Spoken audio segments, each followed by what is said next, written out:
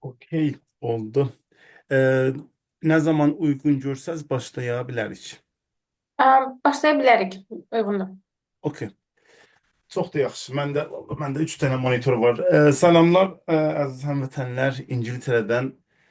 Mənim ismim Vahid Gəruslu. E, Bəli, çox sağ olun Mədinə xanım ki, dəvət etmişsiniz məni burada gənclərimizlə söhbət etməyə. Mən neçə dənədir? 18 dənə slaydım var. Aslında yəni 18-dən bir dənəsi də zaten elə bu ilk slayd. Çox qısa bu test və QA sahəsini və dünyasını əziz yoldaşlara istəyirəm tanıttıram. Özüm haqqında qısa danışmağa əgər istərsəm, iki dənə mənim paralel rolum vardır. Bunu qısa deyim, 1992-də mən ilk proqramımı yazmışam, proqramlaşdırma dünyasındayım. 1992-də. O zaman orta məktəbdə idim, Təbrizdə. Sonra 1998'den de test dünyasındayım. Yazılım program təminat test dünyasındayım. Test ve QA yani çok ne derler maraqlı bir sahə və dünyada özünə görə bir neçə nümunələrə baxacağıq və gördüğünüz kimi burada Mədinə xanım yani ünvan verdiği ilham veren təcrübələri paylaşacağıq birlikdə. Mən eyni zamanda cari zamanda 3 şirkətə program test stratejist və test mimarıyam. İkisi Azərbaycanda Proses və Azin Telekom və Türkiyədə də bir dənə böyük şirkət ki, test işi görür. İsmi də gördüyünüz kimi Test Unium'dur. Onlara mən konsalting verirəm. Və eyni zamanda da Böyük Britaniyanın e, Queen's University Belfast'ında profesörüm yani program təminat mühəndisliyi. Çok kısa göstermek istedim. Aziz dostlar, burada Bakı'da sizler oradasınız. Benim de bulunduğum yer, olduğum yer. Burası da Belfast. E, Yaklaşık 4300 kilometre mesafede. Özüm hakkında çok dediğim için ben 1978'de Azerbaycan güneyində Miyana şehrinde dünyaya gelmişim. 2000'e kadar orada yaşamışam. Miyana. Belki dostlar tanımazlar. Bir dənə mahnı var. Təbriz üstü Miyana. Və 2000-dən bəri xarici ölkələrdə yaşayıram. Vətəndaşlığım Kanada və Britaniyadır. Dediyim kimi uzun illərdir test və QA sahəsində fəaliyyət göstərirəm. Yəni həm universitetdə və həm də sənayedə. Okey. Bunlar da bir neçə fotoqraf. Bir dəfə gözəl Bakıda səfərim olmuşdu bir 10 sene, 12 yıl evvel ve dünyanın farklı yerlerinde Qocalə bir kere dəvətli söhbət edən, yani sunum veren olarak getmiştim ve diğer şirketlerde ve Türkiye'de falan da faaliyetlerimizden. Çok kısa program təminat ve testi ve QA nedir? Çok kısa əhəmiyyətindən danışacağıq. Və test və QA mühəndislərinin işlərinə qısa baxış edəcəyik. Dünya və Azərbaycanda test və QA-in vəziyyəti, yəni o sahəsi və sənayenin vəziyyəti nə vəziyyətdədir, ona bir baxacağıq. Təxminən neçə test mühəndis dünyada çalışır? Görəcək ki, neçə milyon nəfər insan var ki, sadəcə testdə çalışır. Öyrənmə resursları və imkanlarına baxacağıq ki, həm həm Azərbaycanda və həm dünyada. Bu sahədə qruplar, sosial şəbəkələr də var, icmalar və ictimaiyyətlərə baxacağıq ki, Azərbaycanda var neçə dənə. Mütəxəssis test mühəndislərə yüksək ehtiyac vardır. İş dünyasında bu da bir gerçəkdir və ona da baxacağıq. Karyera və iş vakansiyalarına və necə uğurlu test mühəndisi ola bilərik ki, planım mənim budur. Mədinə xanımla danışırdım. 30 dəqiqə civarı mən çıxış edəcəyəm burada sunumun içərisində təqdimatda. 30 dəqiqədə birlikdə əziz gənclərimizlə, yəni bir sonraki nəsil ki sizlər bu test sahəsini davam etdirəcəksiniz inşallah. Həm Azərbaycanda, həm dünyada ona baxacağıq. Okey. Test, program test və QA nədir? Hamımızda əlbəttə ki bir nə deyirlər, bir anlayış və bir fikir var.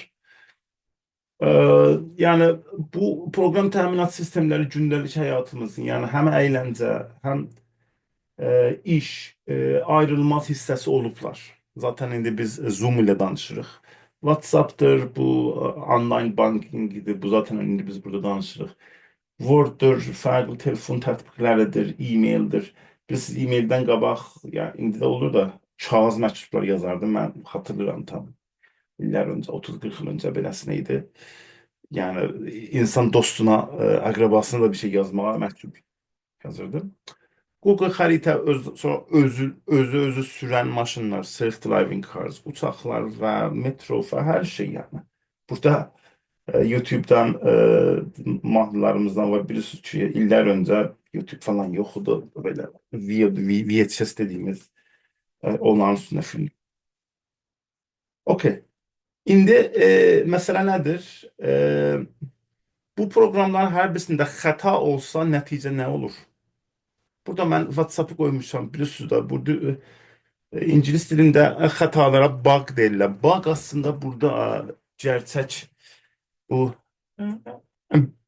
həşərələrə deyirlər də bu həşərələr ki vardır. Və onda səbəbi var yəni. Deyirsiniz niyə bug deyirlər buna? Çünki ilk kompüter ki varmış 1950'lerde böyük kompütermiş içine gerçək bir həşərə getmişdi. Orada işi bozmuşdu. Ona göre bir uzun onda hikayesi var. Bunların içində bug olsa, məsələn, WhatsApp'da bug olsa nə olacaqdır? Sən danışa bilməyəcəksən əzizlərinlə, ailə ilə. Və ya birisinə zəng vurursan, başqasına zəng düşəcəkdir. Yəni çox tərs bir şey var. Am, Bu okey. Bu e, online banking, bankçılıq tətbiqlərdə də ki, xəta olsa kiçikdən böyücə dəyişə bilər. Böyük xətadır ki, məsələn mən 100 manat, 100 dollar bir dostuma, qardaşıma göndərirəm, başqasına gedər. Ya mən 100 dollar göndərirəm, o 1000 dollar göndərir. Ya çox, yəni çox xətalar heç yəni qəbul edilməyən bir şeylərdir. İndi biz danışırıq, bunda da xətalar olsa fərqli problemlər var. E-mail sistemlərimizdə xəta olsa bilirsiniz ki, nə olar? Ya e-mail getməz, ya yanlış insanlara gedər. Word-da fayl yazırıq. Yəni bunların hər birində və əlbəttə ki, bu uçaq kimi sistemlərdə xəta olsa çox ciddi və insanların canları təhlükədə ola bilər. Və bənzər şəkildə özü sürən maşınlar, əgər bunda xəta olsa, bilirsiniz, çox pis nəticələr ola bilər. Bu şəkildə hər birini düşünə bilərik. Təkrar bu metronun kontrol sistemi, burada bu qədər sistem var. Bundan çoxu. Tabii indi burada insan sürürdü, amma mən Londraya getmişdim bir neçə həftə və biz Londraya buradan yaxınıq. Metroya mindim. Sürücüsü yox idi. Sürücüsüz metroydu. Bir qorxdum da, yəni başlaydım, bir baxdım, gördüm orada adam yoxdur. E, Yəni ya uzaqdan kontrolla ya özü sürür. Odur medikal sistemdə də bunlar hamısı həssas sistemlər. Yəni çox bir hissəsi həssas, bir hissəsi də əyləncəli, sosial şəbəkədir. Yəni yaxşı. Buna görə biz testin nə qədər önəmli olduğunu görürük. Okey. Bəlkə belə deyim, siz mən sevinərəm sizlərdən də bir fikir alam. Hətta orada chat box var ya bir dənə. Okey. Mən onu açdım, qoyacağım test edeyim görəm bir şey yazsam orada düşər də sizə. Okey. Sizcə bəli.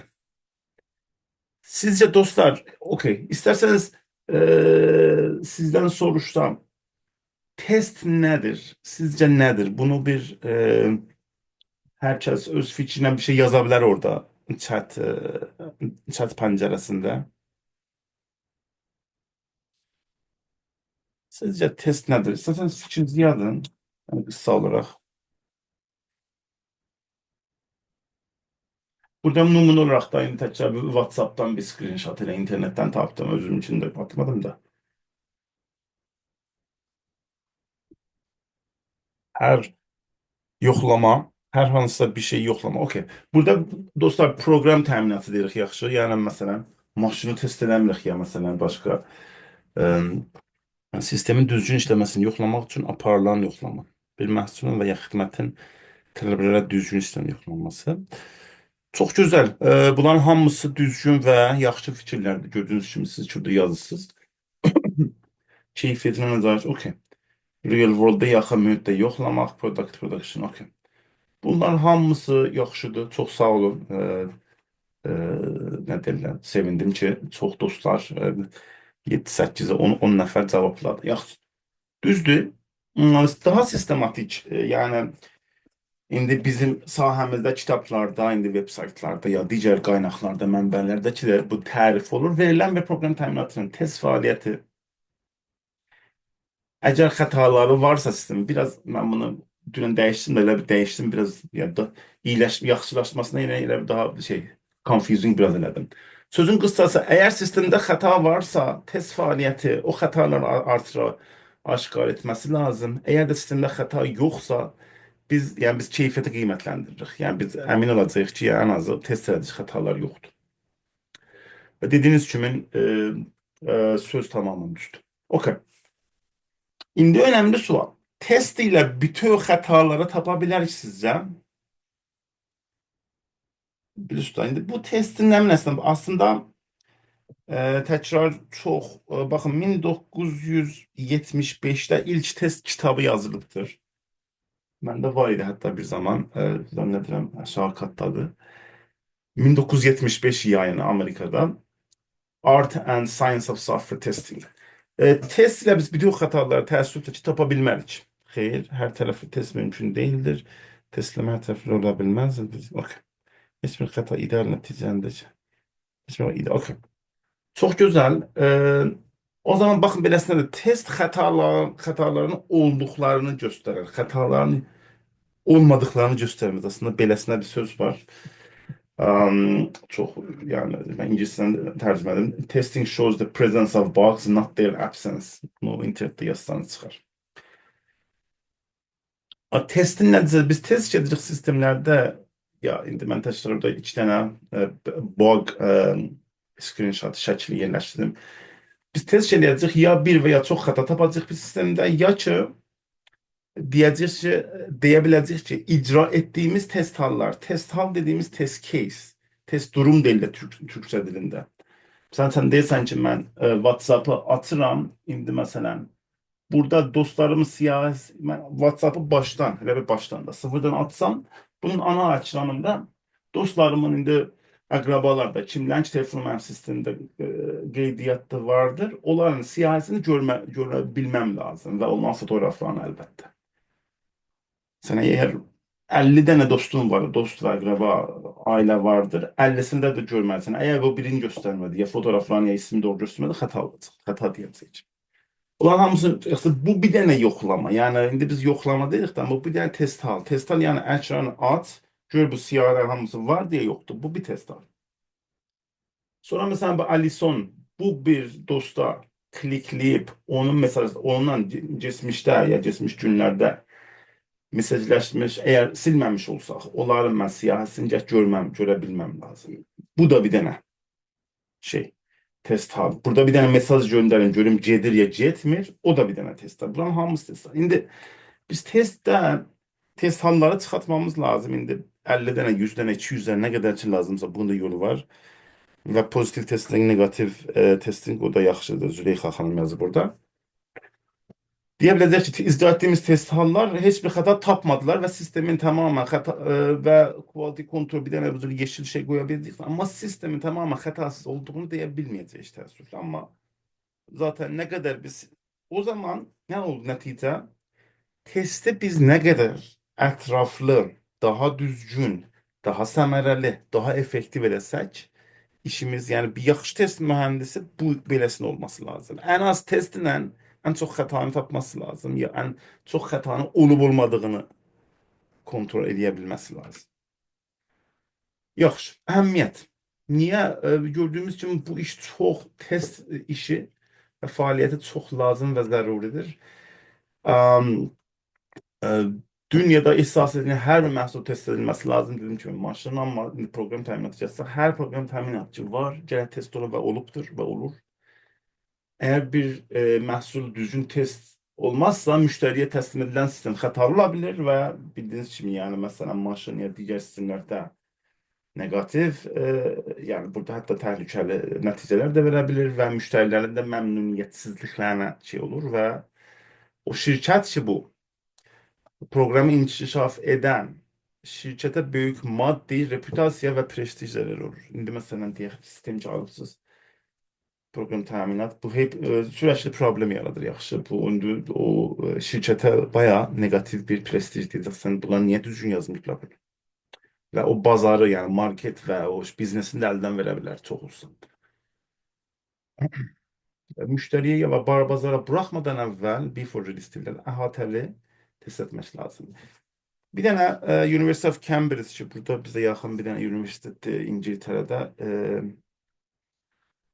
Neçə il əvvəl, 2013-də bir dənə araşdırma, tədqiqat eləmişdilər. Demişdi dünyada proqram təminatının xətaları dünya ekonomisinə, iqtisadiyyatına 312 milyar dolar zərər verir. Baxın, 300.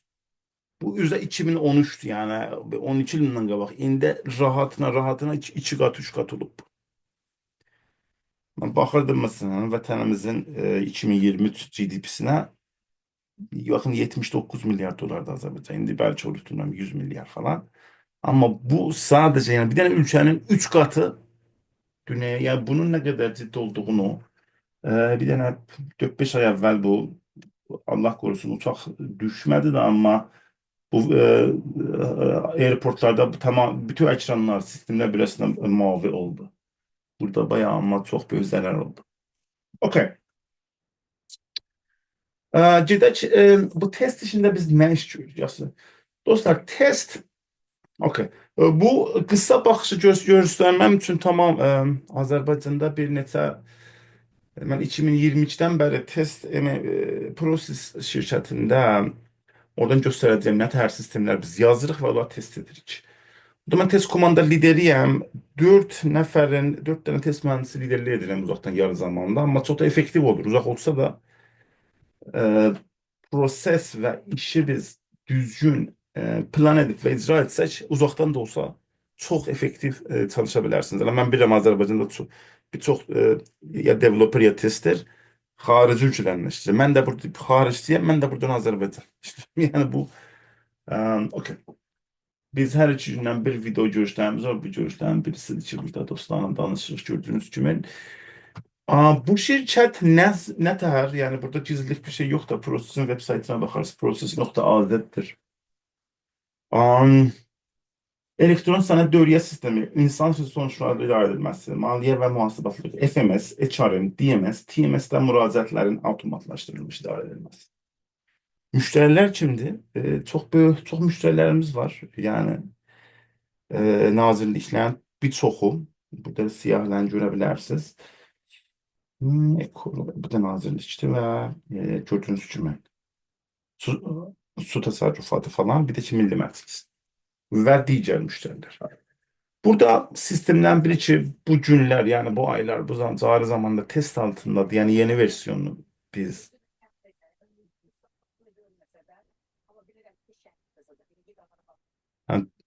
yoldaşlar orada bir ses geldi biraz. Ben burada mesela bu maliyet sistemi, maliye ve muhasıbatlı burada login edirsiniz. Əməliyyatlar jurnalı, kontragent, hesaplar, plan vesaireler böyle ambar. Biz bunu, okey, indi. Biz bunu çok kısa danışaq. Əlbəttə ki, bunun özlərinin dünyası var. Test yanaşması ümumiyyətlə iki tərz olur. Manual testing və avtomatlaşdırılmış test. Manualda biz bir istifadəçi olaraq, yəni mən login edəcəyəm. Burada gedəcəyəm, bu menulara vuracağım. Burada bu siyahı çıxacaq. Burada indi sağa düşməyib da yeni təşkilat əlavə edə bilərəm, redaktə edə bilərəm, silərəm, nə eləyəcəm bilərəm və yoxlayacağım, görəm olur, olmur. O manualdır. Amma 1950'lerden ki dünyada proqram təminatı yazır. Yəni düz 75 ildir proqram təminatı yazır yaxşı. Bəlkə 60-70'lərdən daha dünyada, yəni bu daha böyük miqyasda oldu. 90 başlarda ki sadece manual vardı. Herkes yazırdı, onu bir çalıştırırdı, 3-4 dənə düymə vururdu, görürdü nə olur, nə olmur. 1990'lardan dedilər ki, qardaş biz bunu otomatik eləyək. Çünki Manual testing hem yorucudur, bunu açıkça danışaq və həm də burada deyirlər error prone. Yəni insan ki manual test eləyir, o test edəni də gözdən qaçıra bilər. Məsələn, burada hələ bunların hər birinin açdığınız altında 5-10 dənə də alt menü var. Məsələn, burada 100 dənə menü var aşağı yuxarı. Bunların biri gözdən qaça bilər. Okey. Biz bunu otomatik edirik yaxşı və indi çox tool'a və alətlərə getməyəcəyəm də indi burada bir dənə screenshot qoymuşam ki biz indi bir təhlilləmişik ki ana dilimizdə yazırıq. Bunu biz və bu dili süni intellekt deyil, buna BDD deyirlər, Behavior Driven Development alətləri. Biz burada görürsünüz bunu rəngləndi, anılır burada nə yazsın. Məsələn burada biz bunları bir yerdə kodda define etmişik. Burada diyelim sol menüdə istənilən səhifəyə gir. Mən de bir dənə qıssası eyni şeyin videosunu onu da deyim. Hadi burada bax. Bu artıq private yəni bu dünyayı açmırıq. Biz bir neçə ay əvvəlki testlərimizin biri bu human resource, bu insan resurslarının idarə etməsidir. Mən sizə bunu çalışdıracağım. Baxın 3 saata yaxın otomasyon çəkib. Və hatta burada görürsünüz ki otomasyon çalışdıracaq. Şimdi baxaq buna. Ben bunu yüksek keyfiyetle şeydim. Okey.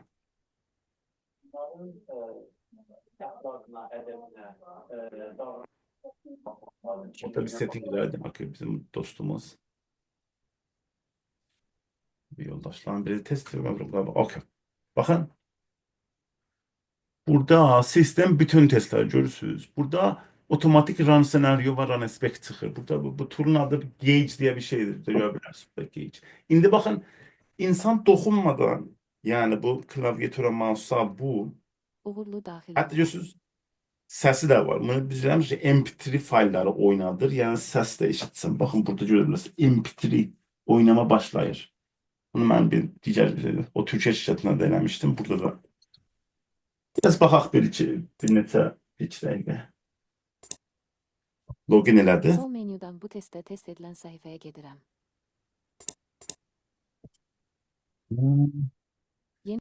Bir dəqiqə görüm səsi mən eləmişəm. Ekranımın səsi gəlməsə. Bəli, səs gəlir. Gəlir, okey. Çox da yaxşı, çox sağ olun. Hə. Çünki bəzən bu Zoom'da səs olmur da. Sətir əlavə etmək düyməsinə vururam. Sətir əlavə etmək düyməsinə vururam. O yeni var ha orada, onu vurdu. Ekran tipik dəyərlər ilə doldurulur. Tipik dəyərlər. Yok, tabii o telefon lazım. Çıkar.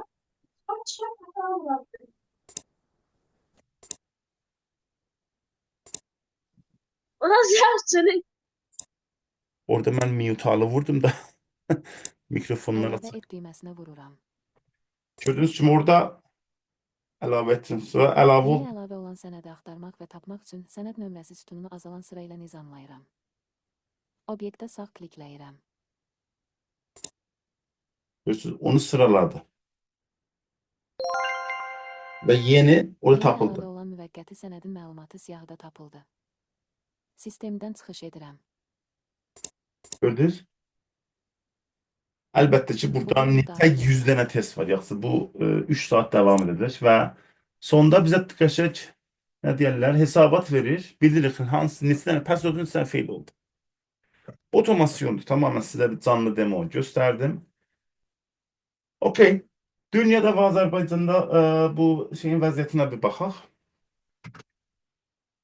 Dünyada təxminən 27 milyon burada ya ChatGPT'den soruşa bilərsiniz ya Google'da da yazsın burada number of staff engineers 27 milyon adam bu 22 statistikalarıdır. İndi daha çok indi 30'a belki yetişmiş olar. Normalda şeyde soruşsaq, testerlərin də sayısını soruşsaq 4,5 milyon, 5 milyon nəfər. Çoxdur bunu insan bir düşünsə bax. Düzdür ki dünyada bizim indi 8 milyard yani neçə milyard insan var. 5 milyon nəfər indi Azərbaycanın həmən yarı cəmiyyəti test mühəndisi full time çalışırlar. Bu göstərər ki, yəni 30 milyon nəfər kod yazır, 5 milyon nəfər də o yazılmış tostlar. Yəni ümumiyyətən baxırsan 5 developera bir dənə, şirkətdən şirkətə dəyişəndir. Bəzi şirkətlər 3 developera bir test alırlar falan. Okey. Və bu maraqlı bir şəkildə mən özüm ChatGPT ilə yaratmışdım. Dedim dünyanın üstündə insanları laptopla göstər. ChatGPT ilə hərdən mən şəkil falan yaradıram da. Yaxşı, bu da bu istatistiklər. Öğrenme resurslar. Yani indi bu dünyada, indi biraz danışacağıq bunu. İndi ya ingilis dilində yazar. Əlbəttə bilirəm ki, sizlər bu test və Q&A öyrənirsiniz və sizə bəlkə digər resurslar da verilir. Mən də öz fikrimdə və bu indi 20 tam 27 ildir test və QA dünyasındayım özüm. Yəni nələrdən öyrənmişəm və öz yəni digər mühəndislərə ki, mən çox təlim verirəm şirkətlərdə və universitetdə onlar da istifadə etdiyim. ISTQB diye bir sertifikat vardır. Yani ISTQB'nin aslında 21 tane sertifikatı var. O esas seviyeden başlayır. Otomatlaştırmaya gedir, mobil otomatlaştırmaya gedir, yük testi, her birisi sertifikalık sertifikat. Ben de bu bir tane dostum var burada Anar Bəy'dir bu ABB Bankı'nda çalışır. Birlikte bir 22 saatlik Udemy kursumuz var ana dilimizde. Bu tamamen QA'nin əsasları və təməlləridir. Bu Udemy-də hazırdır və dostlar da şey eləyə bilərlər, faydalana bilərlər. Okey, yani dediğim kimi o öğrenme ve sertifikatları bir çok kısa nümunə olaraq mən göstərmək istədim. Bir sonraki sırada biraz bu şeyler baxacağıq ki, yani mesela o kursa mən şəxsən, yani aslında ne öğredirəm tam standart çünkü ISTQB-ni biz əsas alırıq. Dünyada təkcə danışmaq istəsək, birçok test avtomatlaştırma aletleri var. Bazı dostlar avtomatlaştırma ismi gələndə sadəcə indi Selenium ya front-end'in testini güman edirlər, amma onlar sadəcə nə deyirlər bir qısımdır, yəni bir kateqoriyadır. Ki Selenium var. Mesela biz o demo ki göstərdiyim o şirkətdə prosesdə biz Selenium'u Gauge ilə birlikdə istifadə edirik. Onda siz təbii dildə, insan dilində yaza bilərsiniz kodları. Digər tool'lar var. Burada isimlərini görürsünüz. Bunlar hamısı front-end'dən test edilir. API testing tool'ları var. Bir çox şirkət, bizim Azərbaycanda bəzi şirkətlərdə başlayıblar. İndi burada İngiltərədə və Türkiyədə çox API. Çünkü UI test etmek yani UI test etmek yeterli olmur. Bazı zaman, çok zaman ya hatanı gec tapır. API seviyesinde test etmenlik ve orada birçok, burada 15'i var da belki de 50-100 tane de tool orada var. Unit testi, vahid testleri, component testing. Bu da kodu direkt kod seviyesinde test etmek. Tekrar programlaştırma diline bağlı çok var. Java için JUnit var, PHP Unit var falan. Yük testi var. Eğer bize vacibdir ki sistemimizin yavaşlayıp yavaşlamamasını yoxlamaq ki, mesela eğer yük dediğimiz neçə dənə insan eyni zamanda sistemi istifadəçi. Mesela desəm 100 dənə istifadəçini eyni zamanda şeylə, 1000 istifadəçi yüklə sistemə. Ən yaxşısı JMeter'dir. Mən çox istifadə eləmişəm, digərləri də var. Təhlükəsizlik testler, bu da önemlidir. Şu sisteminize authorization'da yani ne diyelim, doğru username, password ya authentication olmadan access olur ya olmur. Birçok tool orada da var. Hatta database'in test etmeyeni direkt orada tool'lar var. Bakın SQL test, DB unit falan, SQL Server'in. Bunların da öz test tool'ları var. Okey. Çok kısa dedim çünkü bu yarım saatte şimdi benim zamanım yavaş olur da çok detaylarına getmeyəcək. Sadece bu otomatlaştırma tool'larının en azı sınıf ve kategorilerini size demek istedim ve mesela orada ikonlarını gösterdim ve isimlerle. Burada da görürsünüz öyle bir genelde 50 tane falan tool var. Çok konferanslar olur dünyada test sahasında. Google'ın bir GTAC var. Google Test Automation Conference. Bu Amerika'da da olur, Londra'da da olur, diğer yerlerde de. Google ve diğer mühendisler oturumda 2 gün. Ben de çok buran birinde yer almıştım. Eurostar, bu Avrupa'nın öz testing, bu Software Testing and Review. STAR dediği bu ulduzlar da şeydir, Software Testing'in kısaltılmasıdır. Burada Edinburgh bizim yakınımızda olacaktı bu şey. Bu STAR belki 30 senedir her sene olur. Avrupa'da UK'nin özünə bir dənə belə bu adda konferansı var. Türkiye'de ən azı 2-3 dənə konfrans var ki, böyükləri budur. Test İstanbul, bir dənə də İstanbul Testing Conference. Bu ikisi fərqlidir. Adları biraz bənzəyir amma iki fərqli. Aslında bu may ayındakı olacaqdı. Orada mən də dəvətli oldum. Orada sunumda, təqdimatında olacaqdı şey. Aslında tutorial bir təlim verəcəyəm 3 saatlıq.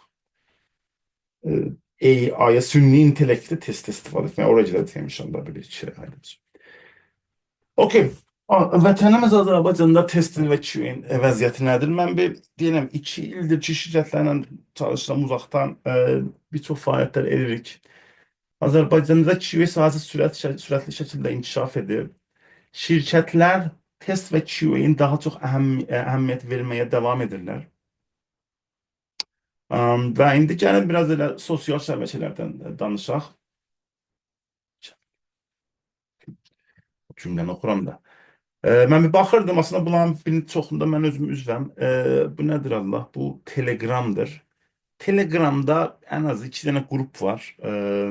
Testing, yəni gedib üzv ola bilərsiniz. Biri, yəni İngilizcə Software QA Azərbaycan chat. Burada 80 nəfər falan üzv var və görürsünüz dostlar yazırlar, sual soruşurlar.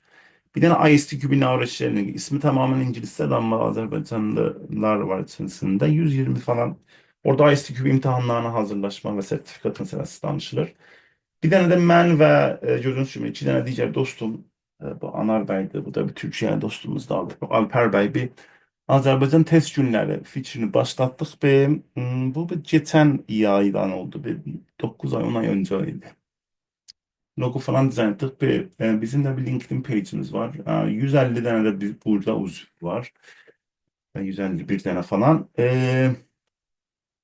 Burada da farklı şeyleri, hatta iş vakansiyalar falan da ben gördüğümde oraya post ederim falan. Yaxşı olur ki insanlar birbirleriyle əlaqədə olurlar. Bir tane de var LinkedIn'de Software QA. Bu galiba bu Telegram kanalının LinkedIn tərəfidir. Onun sayısı daha çoxdur. Çünki o daha uzun illərdir galiba. Neçə ildir vardır o. Mesela mən o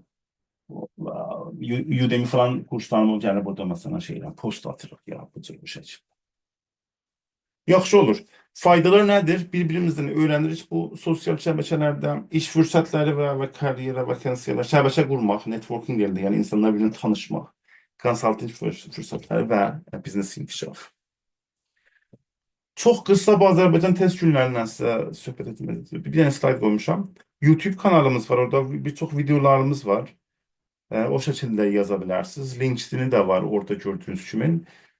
QA mühendisler ve mütehassisler için bunu yarattık. Hedefimiz vətənimizdə test ve QA karyerisini ve aslında sahəsinin kariyer yazında sahəsinin daha çok inkişaf. Benzer icmalar dünyanın birçok yerinde var. Aslında ben Ankara'da 5 yıl yaşadım. 2012 ve 17 arası Ankara'daydım. Çok da severim Ankara'nı ben şehir olarak. Orada bir neçə dostumuz vardı. Ben de onun bir nedenle o komitesi üzvlerindendim. Ankara test günleri etmiştik. Orada fiziksel görüşerdik. Yani üz-üzə böyük konferans zalı falan tutardık. Bir tane 200-300 nəfər insan gəlib katılardı. Təqdimatlar və sunumlar şeylərdir. Çox. İndi də devam edir o Ankara test günləri. Dostlarla şeylər. Mesela Almanların var German Testing Days. Yani de bu da Hollandalıların Test Automation Days. Belə bir şeyler çok Amerika'da da var. Her ülkede var. Burada mesela biz online təlimlər yerləşdiririk. Podcastlər qoyuruq. Müzakirələr qoyuruq və videolar da şeylədir. Mesela burada mən çok kısa Selenium təlimi verirdik. Bir saatlik təlim verdik. Burada site var Azerbaycan'da, hamısı burada .az'de orada alışveriş edirsən. Buna bir-iki dənə otomasyon Selenium yazdık və nümunə olaraq. Baxa bilərsiniz. Dedim ki, bunların hamısı açıq mənbədir və şeydir. Okey. Yüksək ixtisaslı test mühendislərə çox ehtiyac var. Qoy bir dəqiqə Mədinə xanım, 5-10 dəqiqə gec başladıq, düzdür? Bəli, təxminən 6-7 dəqiqə. Okey. Olmasa mən 5-10 dəqiqəyə çalışacağım, 5 dəqiqəyə bitireyim olmasa. Problem yoxdur, narahat olmayın. Aslında çünkü ben yarım saat demiştim. Çok geçirmeyeyim zamanım. Biraz geçti zaten. 15-20 slaydı biraz her zamanda çok söhbət edirəm slayd üçün. Amma e, bildiyiniz kimi çox iş var. Biləsən deyim qıssası. Amma burada under altına çizgi çəkmişəm. Mən yüksək ixtisaslı olmaq lazım dostlar. İndi mən öz şəxs təcrübəmi paylaşacağam. Öyle deyim də, o Prozis şirkətindəki mən indi düz 2 il oldu. Tam düz 2 il mən 22 yo 3 il oldu aslında. Tam 3 il oldu. Onların ki işləyirəm, elə deyim də, orada çox test aktiv değildim. Mən orada bir 5 nəfər, 6 nəfər təkrar işe aldım. Ben yani interview eləyən mən olurdum. Hələ də qaliba elə bir vakansiyamız var açıq. Bir belə deyim valla. 40 nəfər, 50 nəfər bəlkə müsahibə elədim. Hətta şeylər də var. Yəni rezümələrini də falan göndərmişlər HR-ımıza. Sonra o da mənə gördü, bir xanım var orada. Sonra hatta bir tane Excel var. Orada ben hamısının ismini koymuşum. Sonra hamısına bir yarım saat içinde 20 dəqiqəsi müsahibə edirdim. Bal vermişəm, not vermişəm 100'dən. Öyle demişəm ki, testin əsasları nə qədər bilir, otomasyon nə qədər bilir, bunu nə qədər bilir, onu nə qədər bilir. Yüksek ixtisaslı biraz açıq deyim sizə. Yəni biraz həqiqətli danışmaq lazım.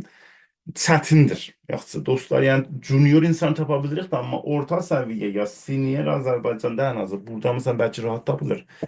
Ona görə siz yəni nə qədər bilikli ola bilsəniz, bu sahəni əlbəttə ki, deyirlər insan gələ deyirlər təcrübəsiz insan öyrənməz, öyrənmədən də təcrübə qazanmaz. Belə bir şey söz var, bilmirəm düz dedim, düz demədim. Düzdür ki insan zamanı çeker ama bu işi düzgün öğrenmek lazım. Yani hem teorisini hem əməlisini. Yani iki tarafı var. Pratik tarafı ve teori tarafı. İkisini de ya düzgün insan. Teori dediğim şeydi, konsept yani. Mesela sen test case nedir? Test case'inde tercih. Bu teori değil, bu yanaşmanı yani. O yöntemi öğrenmek lazım. Aa, bu Azərbaycan test günləri LinkedIn-indəki deyirdim orada iş vakansiyalar ki mən özüm elə görürəm LinkedIn-ə hərdən gedirəm birdən 2-3 gündən bir. Görəndə orada mən repost edərəm şeylərəm yəni ataram bu qrupa. Bu bu zaten elə bir yeni son həftələrdə vardı. Məsələn Capital Bank bir dənə düşən SDT şey demək olur. Aslında bu biraz advanced roldur. SDET şu aslında Azerbaycan'da ilk öğrenmeni. Burada var da bu kelime. Software Development Engineer in Test. Onu danışabiliriz. Spesifik bir oldu. Yani automation da aslında. Ah, bu bak yazsam size görürsünüz. SDET. Yani software development de testimiz ama çok otomasyonda. Bunun da aslında iki tane alt şey var. Şimdi onu zamanında belki tanışabiliriz. Öyle bir postları var idi. Bu nedir? Azersel'dir. Test üreme. Bu da aslında SDET'di. Gördüğünüz gibi istiyorlar. Bu QA Lead'dir. Smart Solutions. Biliyorsunuz Bahadır Hanım paylaşmıştı orada. İnovasyon ve Rakamsal Agentliğinde. Burada da Middle QA Engineer var. Senior QA Engineer burada bir tane aktarırlardı. Okay. Bu da bu website'dan birinde birisi ben içerisini açtım. Görürsünüz. Bizim için uygun namizət değil bunlar. Gələ bilə. Görəcəyiniz işlər də bunlardır. Servis testlərinin icrası, test case və test plan hazırlanmaq, test otomatlaşdırılması zaman çözmə. Servis aslında API deməkdir, API testlər. QA həm manual həm otomatlaşdırma istəyirlər. Bu da bir başka iş idi ki, e, rakamsal ve inovasyon olması lazım. RIM'de yine dostu da şeyinde. Orada bir dənə Q automation istəyirlər. Burada nələr istəyirlər, vəzifələr də var, görə bilərsiniz. Daha hamısını oxumuram da. Okay. Yox, sona yaxınlaşırıq. Aslında bu son slayddır. Necə uğurlu bir test otomasyon mühəndisi ola bilərik? Mən bir dənə bizim aslında bunları mən hazırladım. İngilis dilində yazdım. Manual testləri olun. Birisi yeni başlıyor, otomasyon. Ama bir maraqlı bir şey var. Manuala da geçsəniz, belə bir şey koymuşum. Biz bu çizgiyi mən əlavə elədim yaxçı. Manual yola da getseniz kısa zaman manual test işledikten sonra siz veya sizi işe alan şirket bu şirkettir. Sizden isteyecek ki test otomatlaştırmasına mühendis olasınız. Yani biraz gülmeli geldi ben. Yani çok meraklı geldi. Bunu dizayn edince güldüm biraz. Burada gitsen bir neçə ay sonra gələr gedəsən sağa təkrar. Yani de aslında bu ne demekti? Yani baştan otomasyonu düzgün öğrenmek önemli. Çünkü manual test daha aradan qalıq. Yani demiyor ki manual test hiç kəs eləməyə. Real projelerde mesela işin yüzde mesela 60-70 otomasyon olur. %20-30'unu da manuala bırakın. Çünkü bazı şeylerin otomasyonu imkansız olur ya çok çetin olur. Bunlar da danışın. Öz kursumun reklamını etmek istemiyorum da ama çünkü bu yani bu resursu biz elə vətənimizin yolunda elə hazırladıq mən və bu dostum. Manual dediğim testin konseptleri ve əsasları deyək. Aslında bu əsasları da öyrənmək lazım. Hatta numune dersler yani 20 saatini 6-7 saatin zaten ödenişsiz biz Udemy YouTube'a koyduk ve bu linke gidebilirsiniz. YouTube'da bakabilirsiniz. Mesela ders 22 yazan her sitesi 1 saat. Otomasyon için de bir tane o da ben yani patch'ime hazırladım. Bir şey bundan önce zaten YouTube'a atmıştık Udemy'ye. Selenium ve Java ile otomatlaştırma. Bu da kaçça 20-25 saat kurstur. Um, ve görsün manual ve test otomasyon farkları, test edecek tatbikler mimarlığı ve bunun da saytında koydum. Bir tane de okay. Test ve QA temellerini öğrenmeden test otomatlaştırmanı öğrenmek səhvdir dostlar. Bazı dostlar deyirlər, direkt mən otomasyonu baştan öğrenim. Ama biz bakın testin prensiplerin hareketli ve test faaliyetlerin, artefaktler, roller, esas bacarıkları, program təminatının dövründə testin bunlarla bu konsept görürsünüz bu sol tarafta. Bunların hamısı IST kübü üzerinden. Yani bizim çünkü bu kursumuz IST kübünü öğretir. Bunları öğrenmeden otomasyona atılmak yanlıştır. Ben çok demişim ve teşekkür katılmak istedim. Bir neçə ay əvvəl, bəlkə 5 ay oldu, 6 ay oldu. Bu Azərbaycanda bizdə çox sayda IT akademi vardı. Birisi IDTech idi. O digəri də vardı, Holberton'dur, hə, nədir adı? O da məndən istədi. Dəvət elədilər necə uğurlu bir proqram təminat mühəndisi ola biləcək. Bir saatte orada mən danışdım, dedim onu da.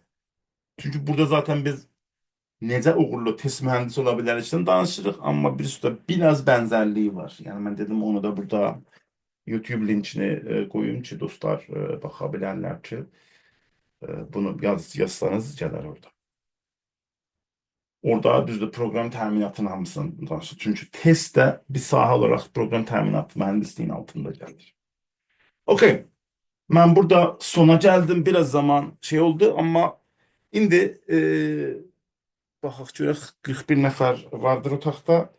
Mən hər söhbət və sual varsa cavablamaya sevinərəm. Şad olurum.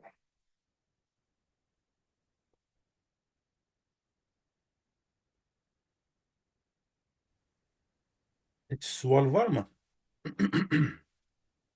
Benim sualım var aslında. Vahit Bey. Buyurun buyurun. Öncelikle akşamlık xeyir, adım Aydədir. Ben IT sayesinde okuyorum, lakin son zamanlarda front-end'e başlayarak praktikada bu sahaya marağım yarandı ilk defa. Ve en yakın zamanda da böyle bir məlumat aldım ki, benim bununla karşılaştım ki web saytları bile AI ile düzeltmek mümkündür. Ve sizce QA sahası, diğer bir IT sahası, AI'ın yani süni intellektin bugünkü təsirindən nə qədər etkilənebilir? Və gələcəkdə bu nə qədər ehtiyac olacaq? Çok da. Ha, eşittin. Okey. Sessiz, çok yaxşı sualdı aslında. Sağ ol. Biraz arada ses kopuk geldi ama zannederim şey soruştunuz ki ben onu getirim de. Tam bir tane. Okey. Niye gülürəm? Mən bir çünki Türkiyə ilə də mən çox fəaliyyətlərim olur. E, Onlar dilində yapay zəka dəstəkli yazılım testi yaptı. Bir tane orada ben sunum vermiştim. Hatta bunu da bu videosu da qeyd olub da şeydə LinkedIn'də ya YouTube'da da var. Um, Bu adda bir şirkət idi. Test ediyor. Türkiye'de böyük test şirketlərindən. Ki orada da bir 40 tane slide var. Kısa mən deyim sizə. AI baxın çox illər yəni deyə bilmərəm heç bir zaman. Bəlkə 100 il sonra AI tamamen developer və ya testerlərin işini görə və bizə bir ehtiyac çox azalaya olmaya. İndi olmaya çox çətindir. Amma baxın, aslında olmayacaq. Çünki AI'ın özünü də, AI baxın, öyrənmə də proqram təminatıdır. O da bir dənə proqramdır. O da havadan düşməyib ki. O özünü yaratmayıb ki. İnsan o AI'ni yaradan və AI'nin özünü də test edesin. Çünki AI özdə hardan bilən düzgün çalışır. Sözün qıssası AI yaxın gələcəkdə, bax mən sizə deyirəm, 50 il, 100 ildə insanın yerini tamamen tutmayacaq. Düzdür. O işlər ki rahat da, elə mən özüm belə deyim də, nümunələr gətirmirəm. Çünki o mənim Udemy kurslarıma getsəniz zaten olan ikisində də mən ChatGPT-dən kömək alırım və məsələn test plan yazırıq. Hətta bir maraqlı bir söz deyim də o tələbələrin biri üçün mənim Udemy kursumu almışdı. Birazcık belə negatif bir yorum yazmışdı o gün baxırdım. Yazmışdı bu müəllim tamamen ChatGPT-ilə yazır. Amma biraz aslında yeniden düzgün feedback değerli. Çünkü ben 25 ildir bu işləri əllə edirəm.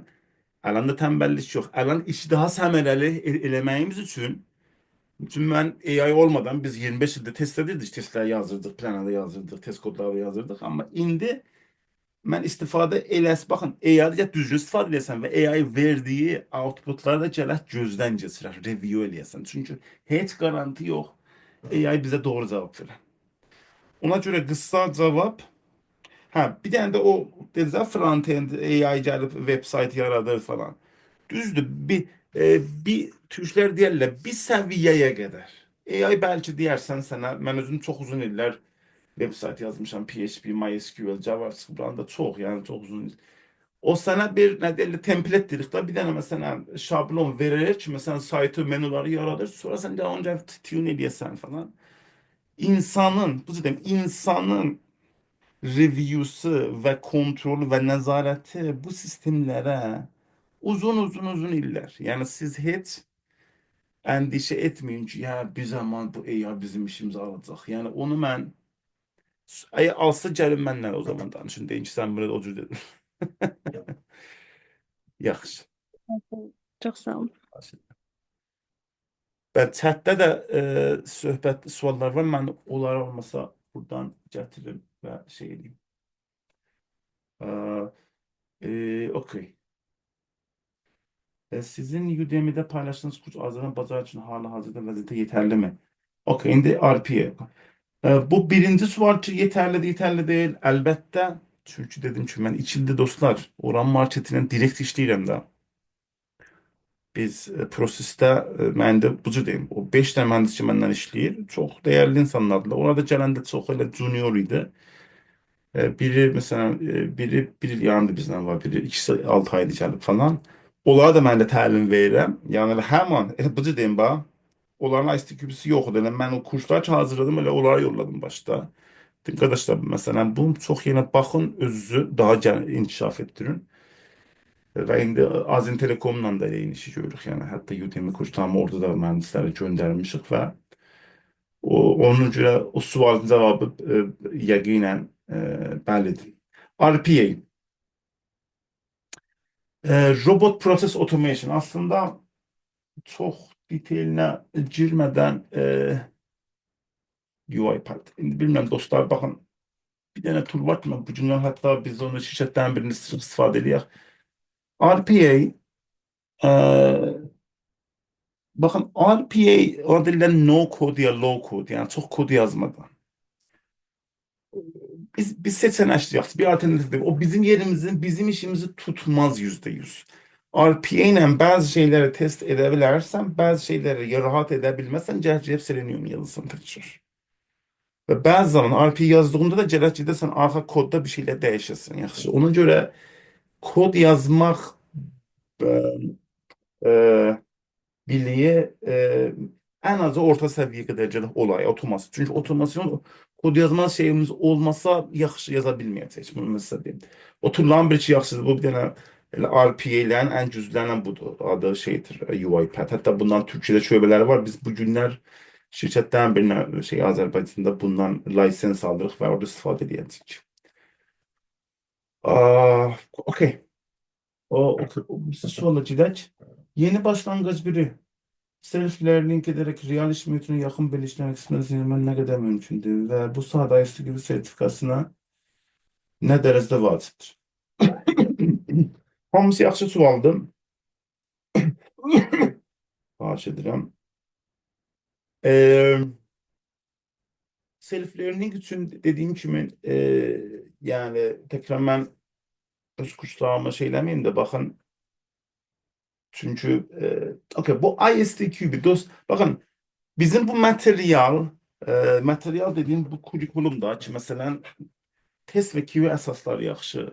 22 saatlıq bir kursdur da Udemy'də videodur. Və dolu dostlar. Bakın belə deyim bana. Ben de videolarını açmıram. Bir bak burada bir şey klik etsin. Videolar 41 dəqiqə, 1 saat 8 dəqiqə. Bunlar pratik dolu. Tətbiqidir tamamen. İçində məsələn biz Azərbaycanda nə eləmişəm? O bir dənə tətbiq var şey Azərbaycan içində otobus bileti alsan məsələn Bakıdan Gəncəyə olan birini download eləmişəm. Məsələn bir kursda onu biz test edirik. Onu yani test planını çıxardıq, test keçləri yazacağıq. Tabii ki burada manual test idi ama test durumları test halları çıxartmaq lazım. Sonra bu tərəfdə Selenium'da Facebook'u biz otomasyon test edirik. Görə bilərsən də. Yəni tamamen mən çox inanıram ki bu kurslar, bu təlimlər gələ tətbiqi və applied olan. Ona görə self-learning için bu iki dənə, yəni ilk soldakini almaq lazım. Kesin əsasları, sonra otomasyon. İlk otomasyona başlamaq yanlışı dostum. Bunu mən demişəm və deyəcəm. Okay. IST gibi bakın. Bu kursların biri ala bilər. IST2. Alan bakın. Desem size ikincisi. Mən IST2'bin özü dünyada 2005'lerde falan da başladı. Mesela mənim özümdə IST2 sertifika yox. Amma IST2'bin təlimini verirəm. Niyə? Çünki IST2'bin özü yoxudu. Biz test dünyasına başlamışdıq. Yəni test IST2'bindən başlamadı ki. Bu IST2 nədir? Elə bir sən sertifikanı alsın. Juniorlar için yaxşıdır. Senior öz zaten işi başarır da. Juniorlar için yaxşıdır ki sizin biliyinizi təsdiq edir. Deyirsən, qardaş, mənim IST2 məsələn foundation'ım var. CV-ndə və iş elanlarına ki müraciət etsin. Yazılacaqsın ki, məndə IST2 var. O adam ki o tərəfdə. Ki məsələn mən özüm hərdən baxıram iş şeylərinə şirkətdə. Deyir ki, qardaş, bunu IST2'si var, o zaman bu basic şeyləri biliyorum. Əlbəttə ki, müsahibədə səndən gələn soruşacaq, deyəcək, sən onu alıbsan da de görüm, məsələn, test case'lər necə biz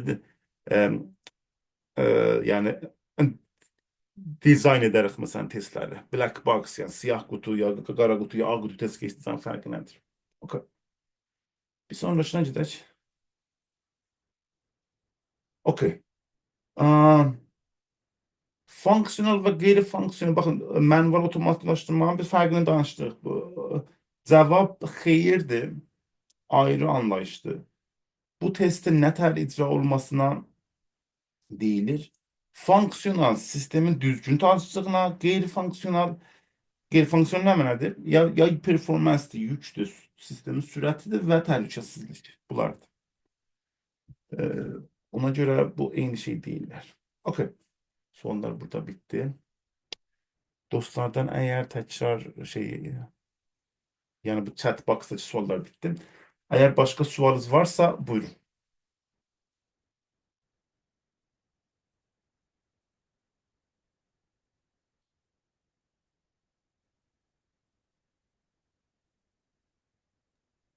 Teşekkürler Vahid Bey. Oradan da çok maraqlı bir görüş oldu. Burada qeyd etmək istəyirəm ki, sadəcə QA oxuyan tələbələr yox burada. Web oxuyan tələbələr var idi ki, sadəcə çox maraqlı gəldi görüşün adı, siz onlara ona görə qoşuldular. Buna görə çox təşəkkür edirik. Vaxtınızı ayırdınız. Bizə çox dəyərli biliklər ötürdünüz. Ümid edirəm tələbələr üçün də maraqlı olub və elə də görünür. Baş Rek- Rekordu gənclər sizinlə paylaşacağıq. Instagramdan link paylaşacağıq. Oradan götürə bilərsiniz.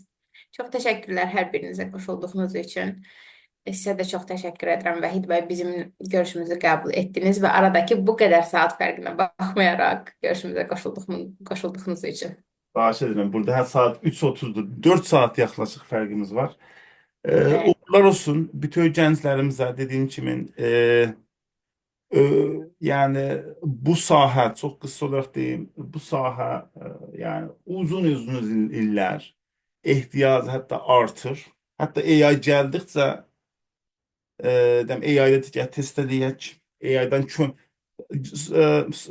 nə olur aslında, yəni son il, yəni yaxın illərdə nə olur yavaş-yavaş? Test mühəndisi və AI birlikdə gərək işləyə. İndi onun zaten söhbətlərdir internetdə, baxsız son materiallara. Süni intellektlə biz test mühəndislər birlikdə işləyib və işi daha səmərəli və effektiv etməmiz lazım. Ona görə